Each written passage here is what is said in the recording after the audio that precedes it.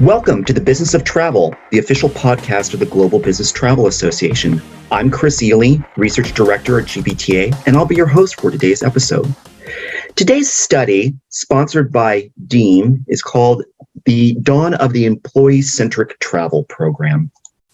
And it examines the role of the employee experience in managed corporate travel. It's based off of one survey of US-based travel managers and another survey of US-based business travelers themselves.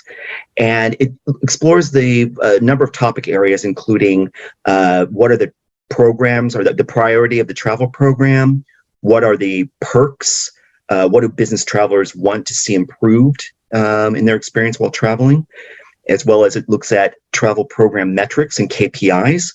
And also it looks at accessibility and how programs, or do programs adequately accommodate employees with disabilities and special needs?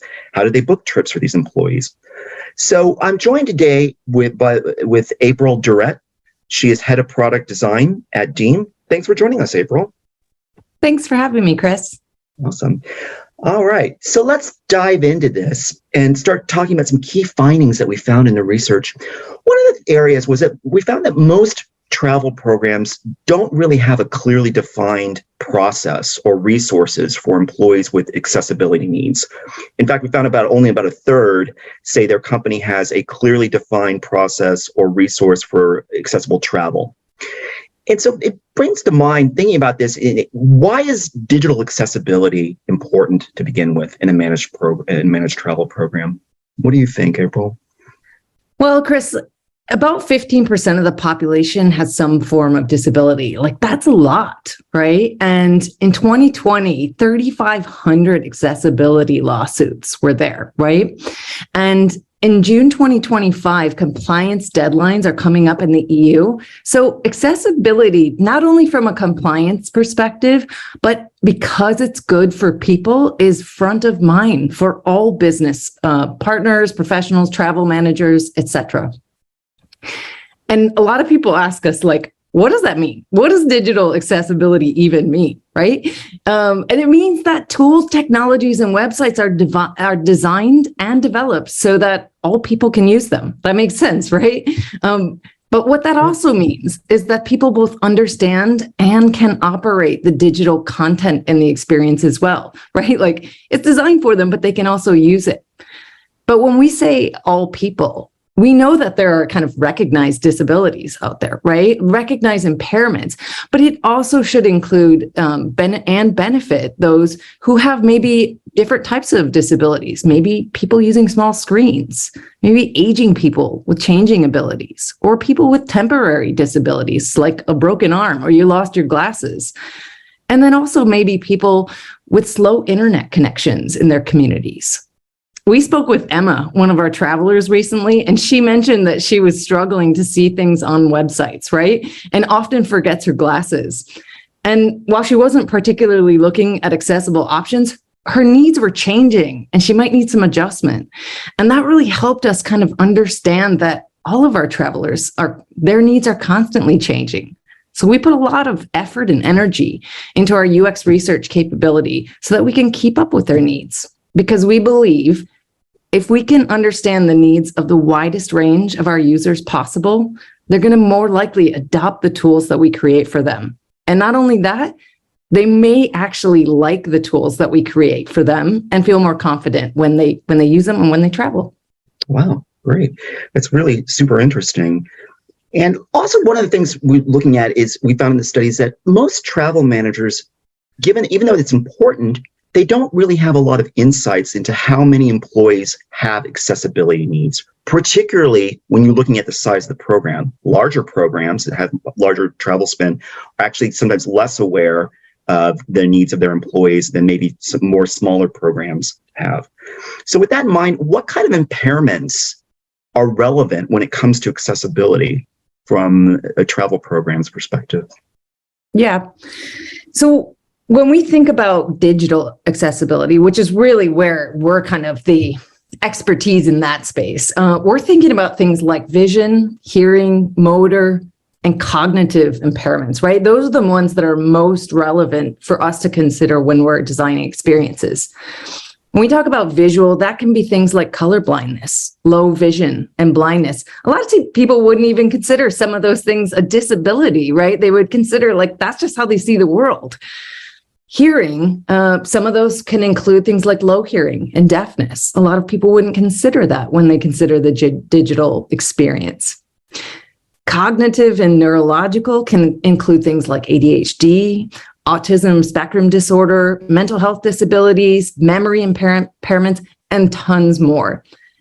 And when we think about physical and motor disabilities, that can include things like amputation, missing parts of the body, arthritis, paralysis, repetitive stress injuries, and others.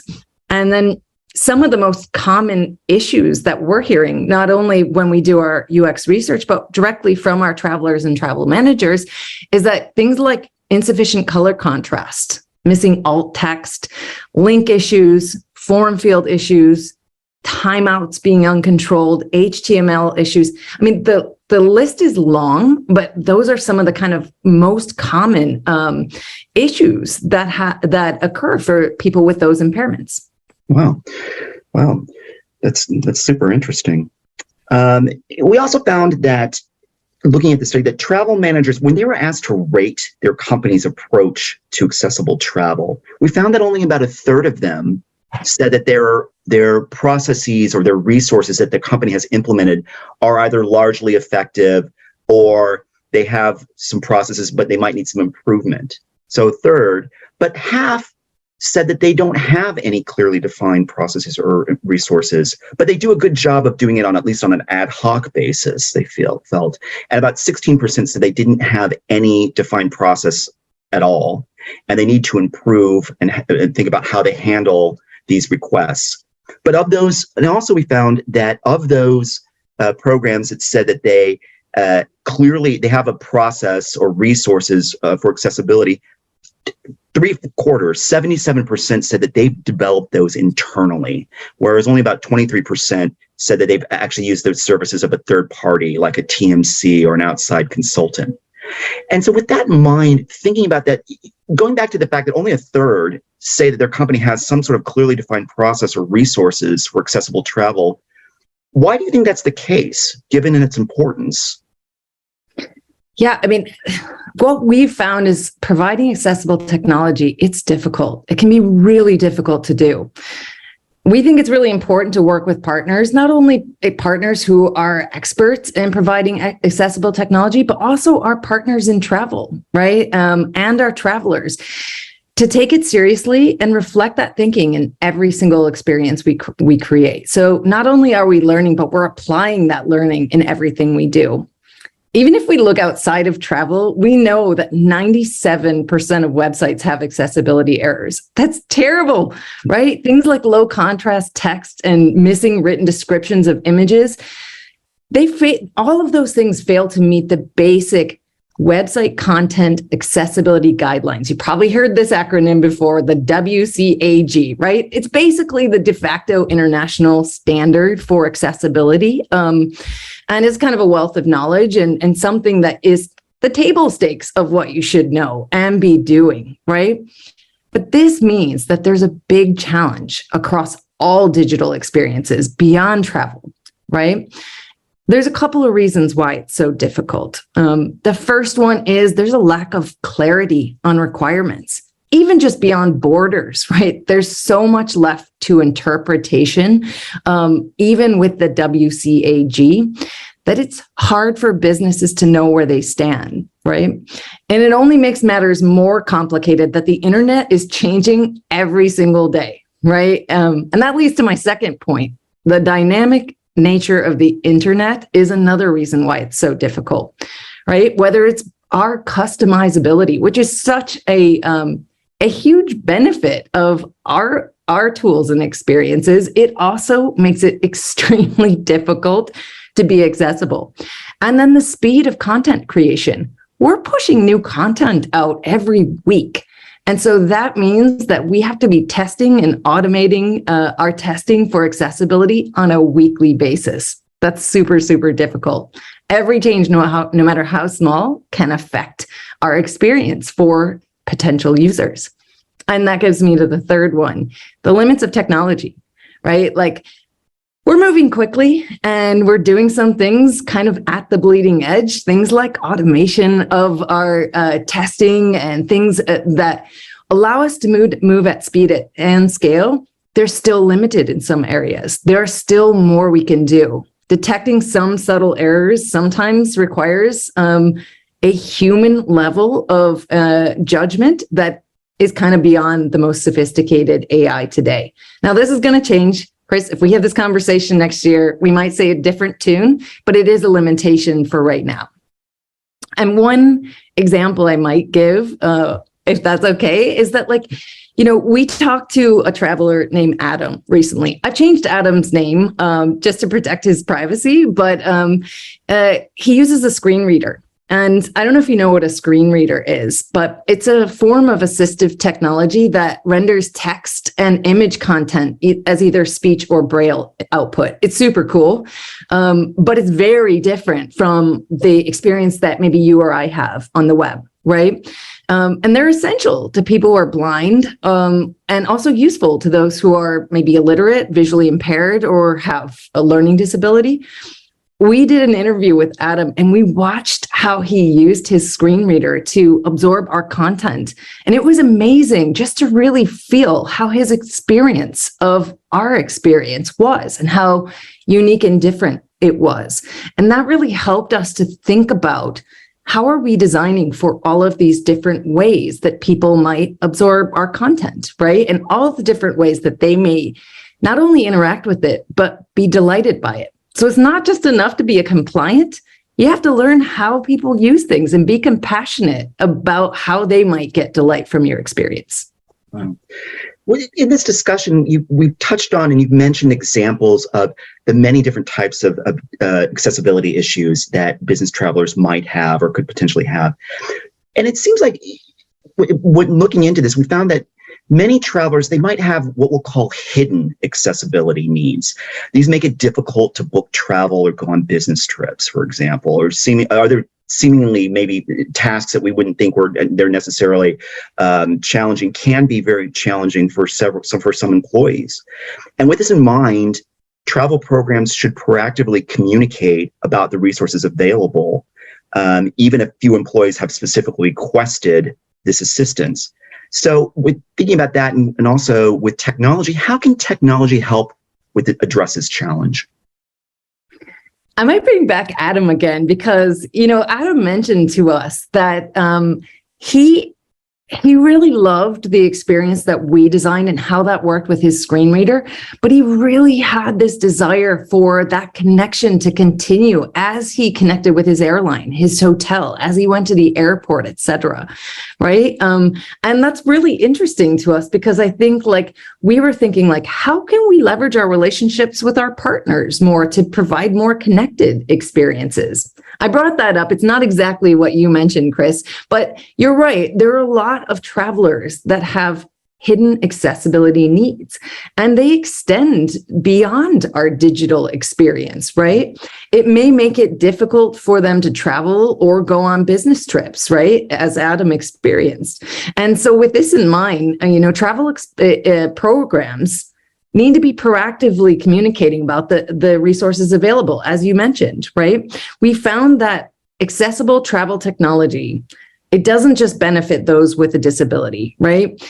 Many people appreciate the ability to maybe increase their font size. I know my grandmother does, right? Or travelers in a hurry might benefit from a simple design that kind of minimizes the cognitive load on them. Or, having great reachability so that when they're on the go, they can access something with one hand, right? And so easy to understand information is another thing. All of these things are things that we have designed for folks not only with the kind of relevant impairments that we talked about, but for all of our travelers. Okay, great. And keep thinking about, as we're thinking about technology and employee business travel, and then employees with who might have accessibility issues. one of the common features in many travel programs of all sizes is like an online booking tool where employees can go in and enter their information to book their travel. But one thing we found, and when asked about how their OBT does in terms of helping travelers who might have accessibility needs, we found that only a quarter of travel managers said that their company's OBT or corporate booking tool does a great job or a pretty good job at helping accommodating travelers with accessibility issues. Interestingly enough, I found that about 37% each either didn't know, the remaining did not know or were unsure, and the other 37% said it was really probably not didn't do a very good job. Their OBT did a very good job in helping travelers. So you have this anchor of 37% each that either don't know or that say it's not doing a very good job. And so do you think that there's room for improvement there? Or how can travel managers provide a better booking technology experience for their employees? And also in that process, maybe help so that we don't, if we were to ask this question a year from now, 2 years from now, we wouldn't see 37% say, I don't know. They would know. So what do you think is missing there to help move this? So it's so interesting because I get asked this question even from a broader design perspective. Like, how do we increase the usability of our experiences? How do we really get people to actually use them, right? Like, and so when we think about accessibility, we think about, we need to listen to them, right? We need to observe what they're doing and be compassionate to the needs that they have.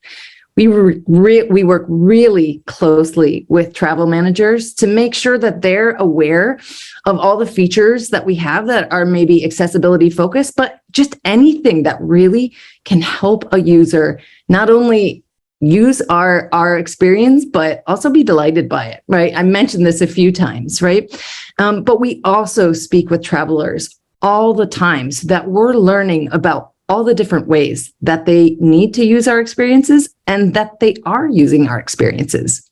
We spoke with one of our travelers recently, and he told us that it was really rare for him to see a company that puts such a huge effort into accessibility, which I took as a really nice compliment.